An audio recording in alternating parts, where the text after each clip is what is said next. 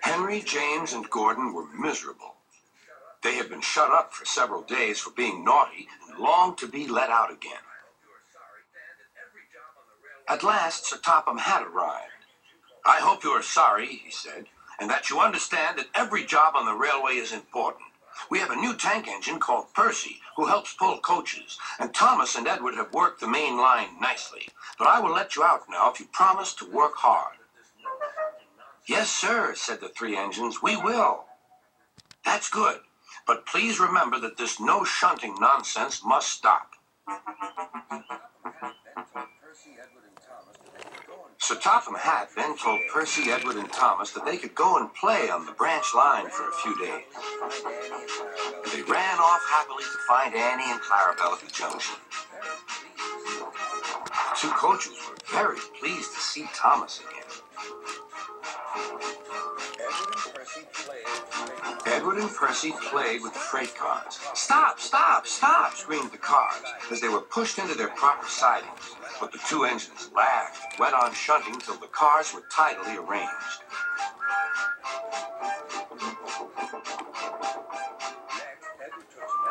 Next, Edward took some empty cars to the quarry. Percy was left alone. He didn't mind that a bit. He liked watching trains and being cheeky to the other engines. "Hurry, hurry, hurry," he would call, and they got very cross.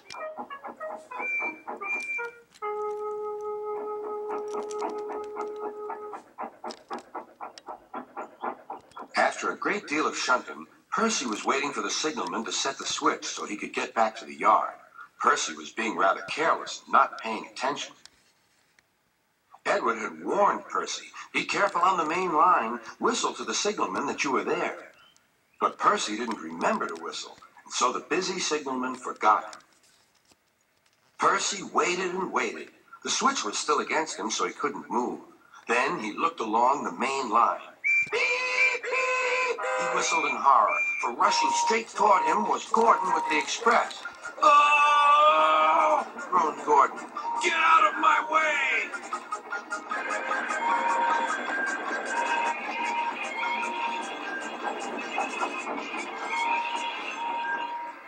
Percy opened his eyes. Gordon had stopped with Percy's buffers just a few inches from his own. But Percy had begun to move. "I won't stay here. I'll run away," he puffed. He went straight through Edward's station and was so frightened that he ran right up Gordon's hill without stopping.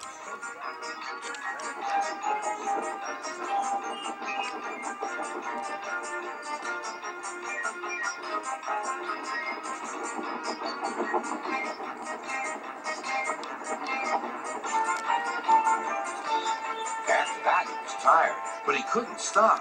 He had no driver to shut off steam and apply the brakes. "I want to stop! I want to stop!" he puffed. The man in the signal box saw Percy was in trouble, so he kindly set the switch. Percy puffed wearily onto a nice empty siding, ending in a big bank of earth. He was too tired now to care where he went. "I want to stop! I want to stop!" "I have stopped," he puffed thankfully. "Never mind, Percy," said the workmen as they dug him out. "You shall have a drink and some coal, and then you'll feel better." Presently, Gordon arrived. "Well done, Percy. You started so quickly that you stopped a nasty accident." "I'm sorry I was cheeky," said Percy.